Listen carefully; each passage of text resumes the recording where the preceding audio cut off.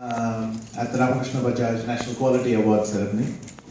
And I thought I would talk a little bit about what excellence means to a chess player. So,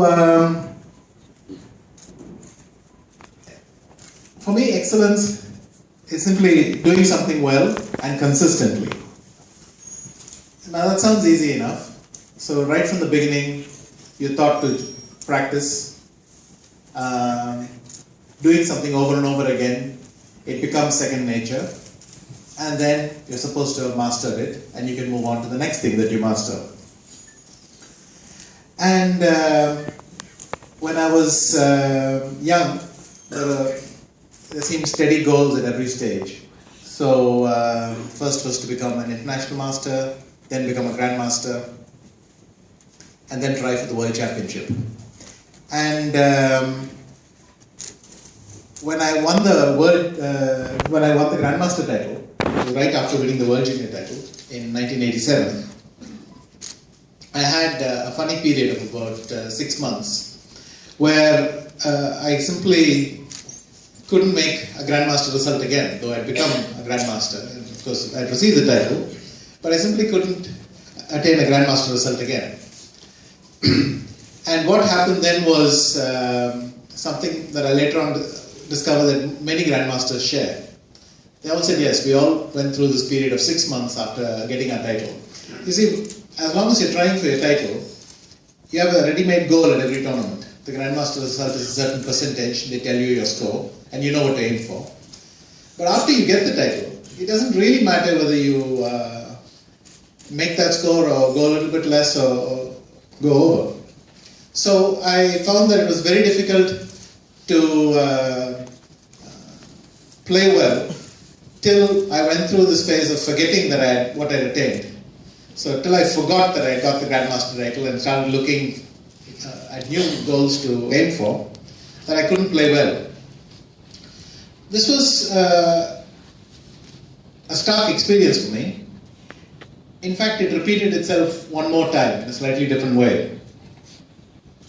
So the first thing about excellence is simply there's no room for being complacent. You can't believe your own PR. You have to always be humble and assume that there's something to learn. And you have to keep setting yourself new goals. I became world champion for the first time in the year 2000. And it was my third attempt. So the failures managed to motivate me to keep trying, and it got better each time. I mean, the second time I did better than the first, and the third one, let's put it this way, I'd had enough of being second. So when you sniffed the world title, I knew, but I knew it in my blood, in my being, that it's not over till you finish the job.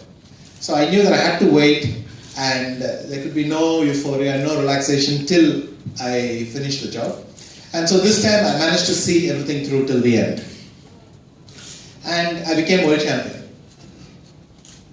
And I was aware of the problems I'd faced before, but this time because my results initially continued to be good. If you remember the point when I had something like a world championship to aim for, well, now suddenly that goal, being there, done that, and you can have this. But for the first few months, my results held up. I won 2 tournaments, things were going well. So this time I slowly let myself become a bit complacent, that perhaps things were not bad this time, and maybe since I was aware of the problem, that at some level I was dealing with it. Then in July I had the worst result of my life in Dortmund, and after that it took me about 8 months before I could start playing at a level that I was comfortable with again.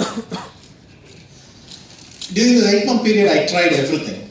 I tried to experiment a lot. I started switching tournaments, trying to go to a new location, trying to spark creativity. But what finally happened was that at some point around about April, you get used to it, you hit bottom, and then suddenly it comes naturally. you just start playing better without expectations. You start to see your strengths and weaknesses much more clearly again. And so after this period of, let's say, treatment, I started to do well again in April 2002. But what went wrong the previous year? Well, I think what had happened was a lot of weaknesses were starting to creep into my game, and I was not addressing them with the same urgency because my results were holding up for a while. So it's failure can teach you some very, very important lessons. And in the sense, it's more useful than success. I mean, if you're the type who can take a success and then learn from that, brilliant, nothing like it. But some of us need to go through both cycles. The other thing is, I mentioned earlier that it's about doing something well and consistently. But here's the funny thing. Doing something well is a question of practice. You do it again and again and again till it becomes second nature. But I have found one thing. You never really master anything. Even the areas of chess that you're very, very good at, you never really master them. I have found that if you think, well, this area is covered, I can now focus on my weaknesses or something like that, slowly the edge goes off. And I'm trying to think about what exactly happens. And I think two things happen. One is if you don't keep brushing up those skills constantly, you, well, little mistakes will start to creep in. That's obvious enough. But the second is very important. I found that simply trying to do the same thing over and over again, even at a high level, affects your creativity. So you need to learn new things at the same time. So even something that you do very well, it's very helpful to try and do it in a slightly different way. You see if someone else is doing it in a different way. And you should never be too efficient in this.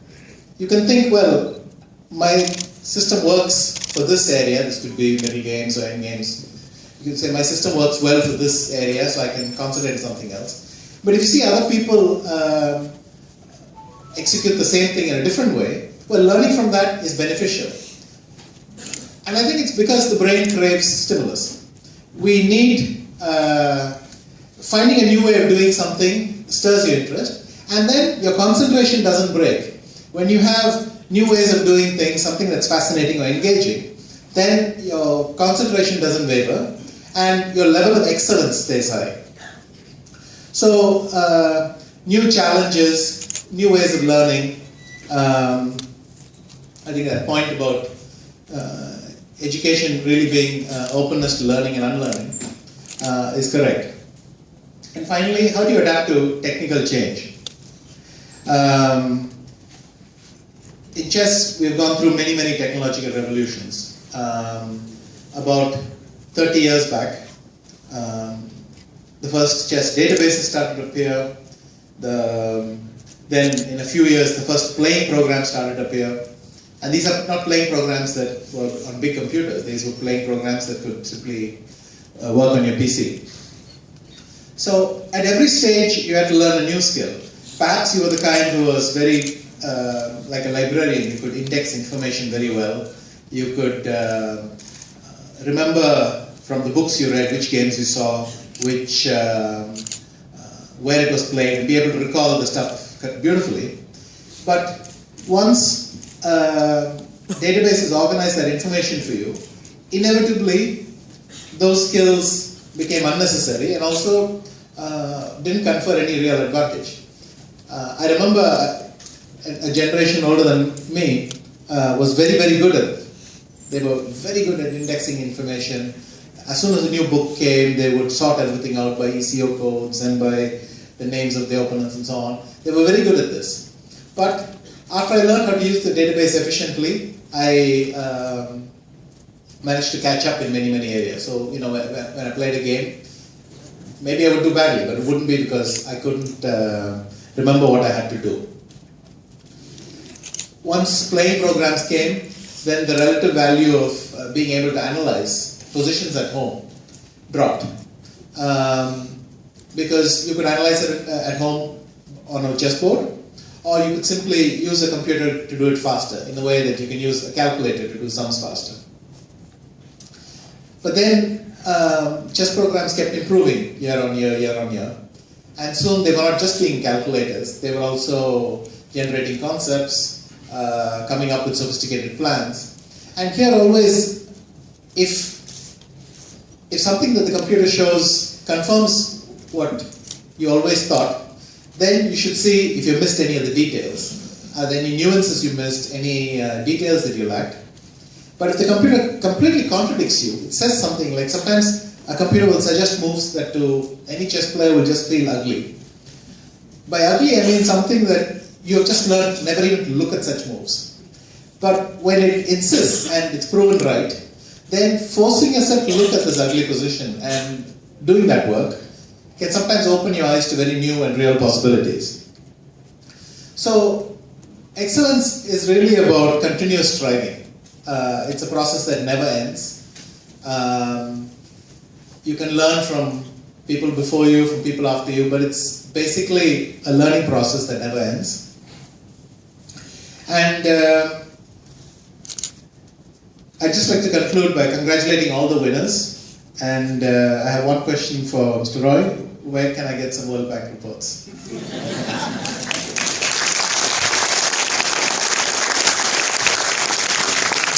Thank you, sir, for sharing.